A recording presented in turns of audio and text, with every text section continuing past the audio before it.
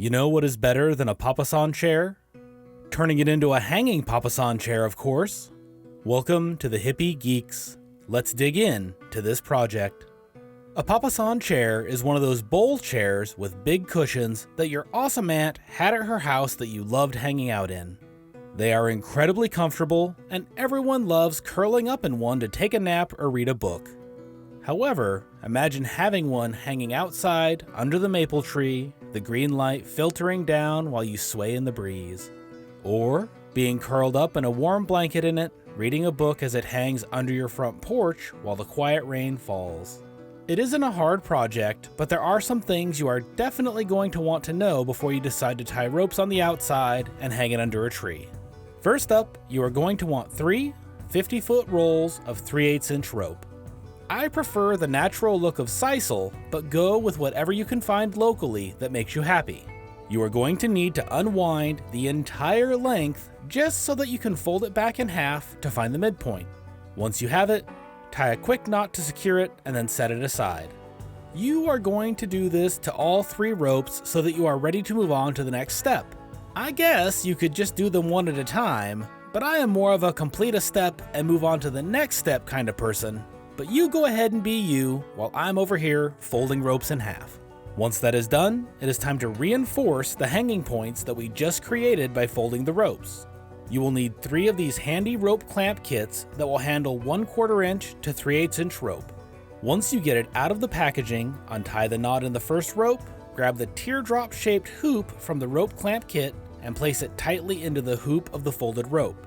You are then going to slip the other piece of the kit around both rope pieces right up against the teardrop and try to clamp them down with a pair of pliers without hitting the camera in the process. Well, that is what I had to do anyways, but you probably won't have to worry about the camera part. Also, these alligator pliers were probably not the best choice, but they were what I found in my toolbox, so it's what I'm going with. You are going to need to do this for all 3 of the ropes, and as you can see, it gets easier with each successive attempt. Well, it did for me anyways, your mileage may vary. Once you have all of the ropes ready, you need to find a hanging point to use for creating the seat. As long as you aren't planning to sit in it at this point, a simple plant hook in the ceiling would likely work with a carabiner as shown here. We actually have several hanging points screwed into ceiling joists, so we will be using one of those. You could also hang it from a branch outside, you just need to have enough room to suspend it while you tie the ropes in place on the framework. Try out the Papasan one more time to get a feel for the angle you want to support it at, and then remove the cushion. For the first rope, you can go ahead and let the frame rest on its original base. It will make things a bit easier to get the first rope set up. Now, you want to attach these in pairs so that both ends of the same rope are on mirrored supports. The first thing I do is run the ropes through the sections of frame I want to attach them to and then draw them up to a temporary knot. This gets them roughly in place and ready for the next step. I grabbed my tape measure, then decided on the distance I wanted the frame to be from the hoop at the ceiling. For these 2, I decided on 60 inches and then adjusted the knot until they were both at the same distance. The first 2 I start doing here were initially intended to be the back of the Papasan, but I ended up deciding later to make it the front. Typically, you will want whatever you designate to be the back of the Papasan to be a bit higher than the front. It will make it more comfortable to sit in with your feet hanging out.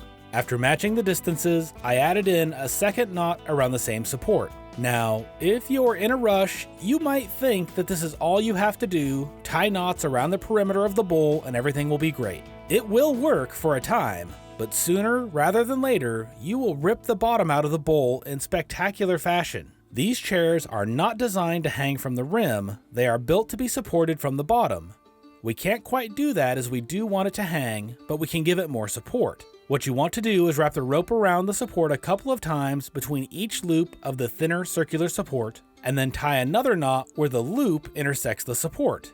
Do this all of the way to the center of the bottom of the bowl, and then tie another knot in the rope and leave it in place for later.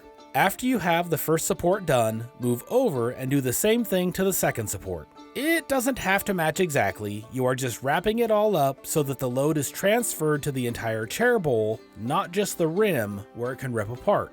This one should go a bit faster, and just tie it off again when you get to the bottom of the bowl. We will be using that extra rope, so do not cut it off. For the second set of ropes, I am going to do the two that are on the opposite side of the bowl. At this point, I still thought this was going to be the front, but after tying the first knot and starting to measure it, it made more sense to hang it a little higher and make this side the back, so that is what I did. These ropes will stretch a little over time, so it is a good idea to set the chair a little higher. You will probably be using a rope to hang this from anyways, and you can adjust its height that way. You just want to make sure that when you have your chair in place, it isn't sitting on the ground, as that would defeat the entire reason of going through the trouble of hanging this thing in the first place. I ended up deciding to hang this side at 50 inches from the hoop in the ceiling, making the back of the seat about 10 inches higher than the front of it. You can set a little weight in the bowl to make sure that it is hanging the way you want it to. I used the old base for that purpose. Once you are sure that everything is the way you want it, it is time to tie these ropes to the supports as well. Do the same thing, wrap it around the support a couple times, and then knot it around each intersection of the support and the circular hoop all the way to the bottom. It may come as a surprise, but you are going to do the same thing on the other side as well. I know you may have been expecting me to switch it up a bit, but not this time. Once you have both of those ropes taken all the way down to the bottom of the hoops, it is time to take care of the last pair of ropes. The final two ropes are going to go adjacent to the two supports that make up the higher rear side of the chair. I tied my first knot in place, but then decided that I had better try this out before going too much further. Each rope is rated for 100 pounds, so the 4 that are there will be plenty to support me. I tossed the cushion back onto it and then climbed in to give it a go. I shifted around a bit and felt it out, and I was happy with the way it was angled and should have climbed out of the chair to keep going. Instead, I decided that it needed a little more testing, so I tried out another position. After deciding I had milked my break long enough, I hopped out of the chair and removed the cushion and my hoodie. What can I say? I was feeling pretty toasty with it on.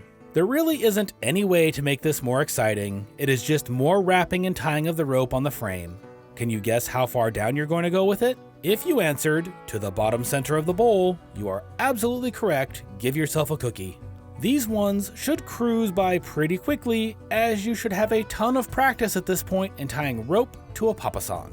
Now that we have run the rope down to the main supports, we are going to take the extra and come up the front side of the bowl. The extra ropes from the two supports at the back of the chair should cross over and be brought up the remaining two supports that we had not wrapped yet. This time, I am just going to tie a knot at every intersection and then take the extra and knot it up at the end. With all of the last 4 ropes, I am bringing them in between the supports and just knotting them at each of the loops to give more support where you will be sitting. Once you get to the edge, just wrap it around the frame until you get to one of the existing knots and integrate it into them as best you can. We will strengthen that part up later. At this point, we are just using the remainder of our rope to add as much support as possible to the bowl. With 6 ropes hanging down, the entire thing should be able to hold up to 600 pounds, and you want to be sure that the bowl is up to the task. Once you have all of that done, it is time to take a look at the progress so far. This should give you a pretty good idea of what it should look like at this point. Lots of rope, lots of knots, and hopefully lots of support. We are in the home stretch now, and it is just about done. At this point, you want to take some jute twine and thoroughly wrap up each of the knots along the front of the bowl. This will help make sure that none of the rope ends we integrated there will start to come unraveled or untie themselves. It is a bit of a pain in the rear, but it will be worth it in the end. One thing that we haven't talked about yet really is to make sure that whatever you decide to support this from, that it is up to the task. It is not just the static load of a person sitting in the chair that you have to worry about, but also the shock load if someone jumps into the chair or bounces in the chair, anything that adds more load to it unexpectedly. A drywall anchor in the ceiling will simply rip out, a small screw will break, that kind of thing. As I mentioned, we have ceiling anchors mounted directly into ceiling studs, which supports this very well.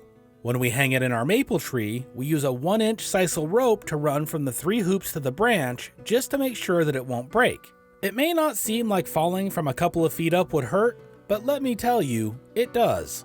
Now that you have finished up tying off all the knots, you are finished. Throw the cushion back on there and try it out. Noah loves these things and will sit there to take a nap or read for hours. After he tried it out, we both decided to climb up there and give it a go. Combined, we weigh about 350 pounds, and it held us up just fine. I cannot recommend making a hanging Papasan chair enough. They are so popular in our house that I may end up making a second one for the summer, just so there is one available for whoever wants one. Another thing before we go, if you find a frame but not the cushion, you can just fill the bowl full of pillows and use it that way. That is what the first one we made a couple of years ago was, and it was very comfortable. What do you think? Would you sit on one of these to relax? Let us know down in the comments below. If this is your first time here on the Hippie Geeks, it would be wonderful to have you subscribe. Hopefully, digging into this project with us will help you digging into your projects. If you enjoyed this video, give it a like, and check out our Patreon page or merch store to support the channel directly.